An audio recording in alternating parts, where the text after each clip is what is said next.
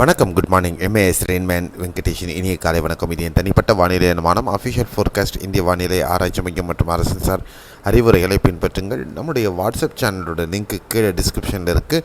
அதை நீங்கள் கிளிக் பண்ணி நம்மளை ஃபாலோ பண்ணிக்கலாம். நம்ம வீடியோவை லைக் பண்ணிவிட்டு ஷேர் பண்ணிவிடுங்க. சப்ஸ்கிரைப் பண்ணலன்னா சப்ஸ்கிரைப் பண்ணிவிட்டு பக்கத்தில் இருக்க பெல் ஐகான் தொட்டு ஆல் நோட்டிஃபிகேஷன் எனேபிள் பண்ணிக்கோங்க. இன்றைய வானிலை அனுமானம் 8 ஜூலை 2025 உங்களுக்காக குறைந்த காற்றழுத்த தாழ்வு பகுதி மேற்கு வங்க பகுதிகளில் தொடர்ந்து நீடிக்கிறது. மேலும் அதனுடைய பருவமழை அச்சாணி மான்சூன் ஆக்சிஸ் தொடர்ந்து அதே பகுதிகளிலிருந்து நீடிக்கிறது. இந்த காலகட்டத்தில் ஈரமிகு தென்மேற்கு பருவக்காற்று தொடர்ந்து மேற்கு கரையோர பகுதிகளிலிருந்து ஈர்க்கப்படுகிறது.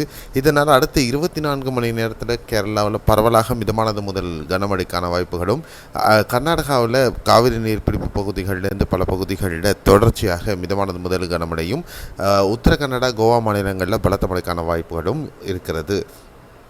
அடுத்து தெலுங்கானாவில் படிப்படியாக மழையினுடைய பகுதிகள் அதிகரிக்கும். மேற்கு பகுதிகளில் இருக்கக்கூடிய வட பகுதிகளில் இருக்கக்கூடிய ஆதிலாபாத், நிர்மல், கொமரம்பீம், மஞ்சிரியால், ஜெய்சங்கர் பகுதிகளில் பலத்த மழைக்கான வாய்ப்பும், ஹைதராபாத் உள்பட மற்ற மாவட்டங்களில் மிதமான மழைக்கும் வாய்ப்புகள் இருக்கக்கூடியும். அதே நேரத்தில் ஆந்திராவில் இன்றைக்கி பொறுத்தவரையிலும் ராயலசீமா பகுதிகள், கர்னூல், கடப்பா, நந்தியால் மற்றும் நெல்லூர், காவாலி பகுதிகள் மற்றும் குண்டூர், அதுக்கப்புறம் வட ஆந்திர பகுதிகளில் விஜயநகரம், விசாகப்பட்டினம் ஆகிய பகுதிகளில் இடியுடன் கூடிய மழைக்கான வாய்ப்புகளும் இருக்கிறது. அதே நேரத்தில் தமிழகத்தில் பொறுத்தவரையிலும் வால்பாறை மற்றும் நீலகிரி மாவட்டங்களில் மிதமானது முதல் கனமழையும், சென்னை, திருவள்ளூர், காஞ்சிபுரம், செங்கல்பட்டு, ஈரோடு, சேலம், நாமக்கல் மற்றும் டெல்டா மாவட்டங்கள் ஒரு சில பகுதிகள், தென் மாவட்டங்களில் கன்னியாகுமரி, திருநெல்வேலி, தென்காசி மாவட்டங்களில் ஒரு சில பகுதிகளில் லேசான மழைக்கான வாய்ப்புகளும் இன்று இருக்கும் அப்படின்னு எதிர்பார்க்கலாம்.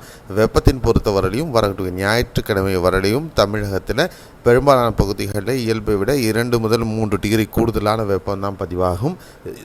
ஞாயிற்றுக்கிழமைக்கு பிறகாக தமிழகத்தில் வெப்பச்சலன மழை முழுவீச்சில் தொடங்க இருக்கிறது. அதுக்கப்புறம் வெப்பத்தின் தாக்கம் படிப்படியாக குறைந்துவிடும் அப்படின்னு நம்ம எதிர்பார்க்கலாம். இதுதான் இன்றைய வானிலை அறிக்கையினுடைய தொகுப்பின் மிக முக்கியமான வெர்ஷன் உங்களுக்காக. இது கண்டிப்பாக பிடிச்சிருக்கும், உங்களுக்கு தெரிஞ்சிருக்குன்ற நம்பிக்கை எனக்கு இருக்குது. லைக் பண்ணுங்கள், சப்ஸ்கிரிப்ஷன் பண்ணுங்கள், பக்கத்தில் இருக்க பெல் ஐகான் தொட்டு ஆல் நோட்டிஃபிகேஷன் எனேபிள் பண்ணிக்கோங்க. மீண்டும் அடுத்த காணொலி நாளை காலை சந்திக்கலாம். நன்றி, வணக்கம். Bye, see you, have a nice